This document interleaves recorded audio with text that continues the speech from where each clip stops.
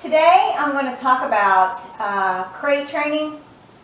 Since so many of you have new puppies, this is a subject I really haven't discussed that much, and it's a very important topic. If you have a dog who really loves their crate, and I mean truly, really loves their crate, you will have a dog that you can take anywhere and do anything with.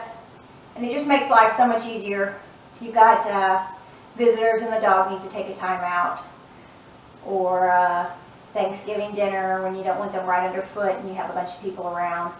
Being able to crate them throughout their entire life is just such a handy thing, even if you don't go to dog shows. So I'm going to use River. Jazz and Lena are at the groomers today. Both of them are getting their hair done at House of Grooming. So since River's the only dog here, he's who I'm going to use, and we're going to show you how to start out this training. Now, there's different methods, and the best method, I think, or what works really well for my guys, is to use a lot of treats and food to make this a very motivational, fun game. And we do it by treating it like it's training at first. You do a lot of training in the crate where they get rewarded for very good behavior, like sitting quietly or laying down quietly, or whatever position you want them in. And sometimes it's just not barking. If they are barking and acting crazy, then you reward them for them not barking. And you do, depending on the situation and what you've tried so far, you can correct them from when they are barking by popping the top of the crate, making a noise like that to go, no, be quiet, to be quiet if they're being a little out of control and trying to manipulate the situation. So I'm going to show you what I do with most of my dogs. River's very crate trained. He and I worked a lot about this last year when he came. He had some separation anxiety, but we worked through that, and now he really loves his crates and he loves just hanging out in them. And how we did that is by creating a very motivational reason to be in that crate. So if there's really good treats in the crate, like that, then there's a good reason to be in that crate. So, you know, I just put treats in the crate, and I'm just going to let him do whatever he wants. Let him go in. He's going to eat the treats. Good boy. And I'm going to shut the crate. Good job. And so then he would spend a little bit of time in the crate. And if he's quiet, I would give him rewards for being quiet. So I'd toss a couple more treats in there. Hopefully they'd go in the crate. And maybe I would wait for him to do something like sit or lay down. And when he would do those activities, then he would get extra treats. Some people teach so the dog cannot get out of the crate until they sit. And when they sit, then they will go to open the door. If the dog gets up, they remove their hand.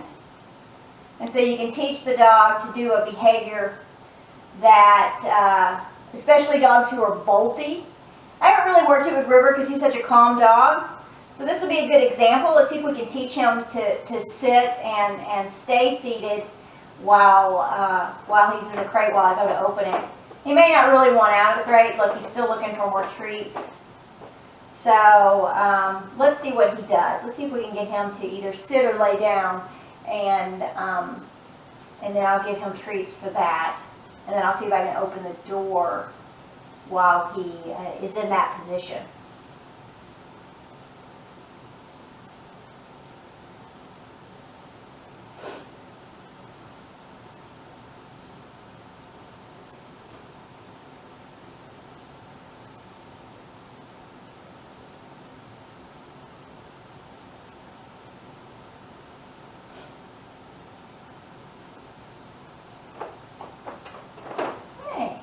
I had to put my hands behind my back because he was obsessing on the treats themselves. He wasn't thinking. He was just obsessing. So I'm giving him treats for sitting. I'm letting him think about what I want. see if he holds that set. He is. I'm going to open the door. I'm going to give him a treat for that. See, he's already going, oh, we must be doing something with training. The dogs are really good to figure these things out. Especially if you work, like I work with my dogs. They see, oh, she's got the treat bag. It must be training time. Free! Good boy, good boy. And so I released him. He was like, oh, I can't leave unless I get a free. And so I gave him the free. Another way to do this is to teach the dog to go in and then give them the treat once they go in, not throw the treat in the crate. Whatever works for you is good.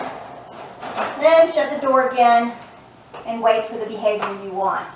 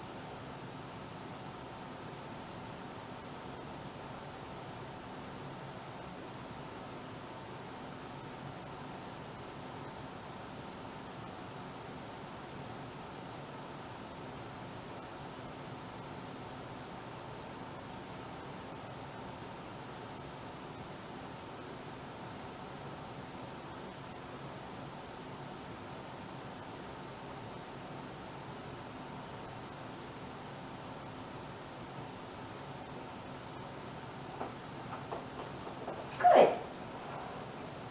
Good boy. Good boy. You have to be really patient sometimes. And just keep waiting. Free! Good job. Good boy. Good boy. Good boy. Good job. Good job. Good job. Good job. You're my smart boy. What do you think?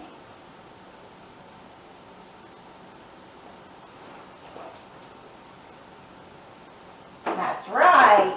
He's like, oh, I think this is the crate game. And again, we wait.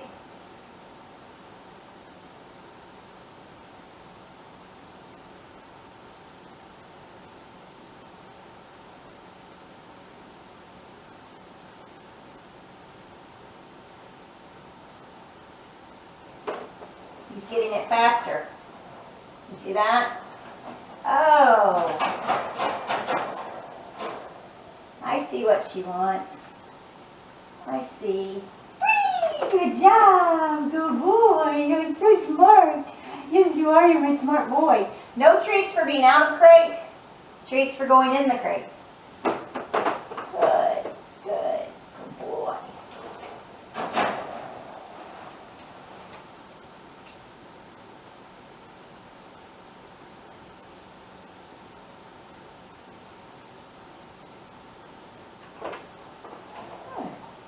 Good boy. Good boy. Good boy. Next, you will increase distance. You go back and reward. Good boy. Good boy. Go away. Go back and reward. Open the door. If he was to get up, if he were to stand or something, I would go to open it and I would shut it and put my hand behind my back again and wait for him to again sit back down in the position I am looking for. Good boy. Whee! Look, he's like, why would I ever leave the crate? And that's what you want to develop. You want to develop a love of being in here. And the crate should always be a safe place, a place to relax, a place to take a nap, You can give them a treat ball or some other mental activity game in the crate. You should always feed them in the crate. You should, do things that create this as a wonderful place to be. Come on, come on now, come on, come on. And if you use these little training tips, then you can get a dog that just really, we leave these crates open all the time. Just leave their doors open, and the dogs are always going inside of them and just taking a nap while we're on the computers. They love them, even without the dog beds in them. They like them. And since I feed raw, I leave the dog beds out during the day generally, and I wipe their crate bottoms out with antibacterial wipe when they're done eating, and then I can put their dog beds in there. Generally, there's not a lot, we don't put a lot of bedding in there, and they love it. They still love it. They find it very, very soothing, and they can get away from the other dogs. They won't be on top of them and won't be bothering them. So it's just it's a fun activity, and it's something else to just work with your dog and teach your dog to think and to understand that being with you and doing things with you is always a learning experience. And I think that creates a bond and a better relationship with your dog than anything. It doesn't really matter what you're teaching your dog, as long as you're spending time with them and doing stuff with them. That's what they want, and that's what they crave. No, no, no, no. You don't put your head inside the treat bag. No, we don't do that. No, lay down.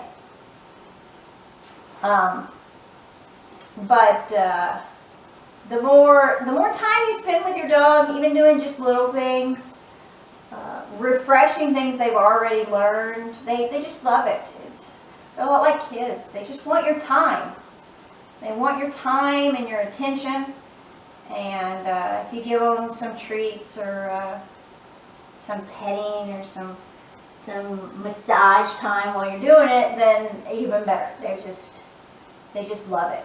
So thinking of new things to do is always a good thing. Now that I've got a little more time, I'm thinking about doing a trick dog series where we can teach the dogs. Once a week we can work on a trick to teach all these guys. The new and old dogs can do all this. I've got a nice book upstairs that lists, I think it's 101 dog tricks. So if you guys think that might be something of interest and that you would like to pursue, post in the comment section below in my blog, and maybe we'll give that a shot.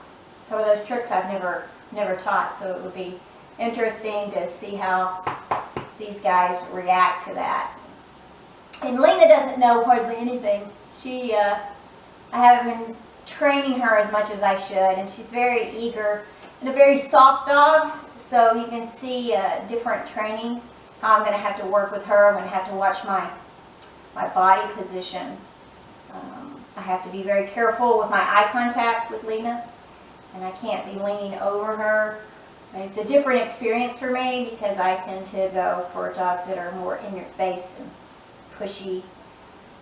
So I think Lena's going to help me become a better trainer, and doing those trick training with her would be interesting. I started her on the clicker yesterday, and she picked that up really quickly.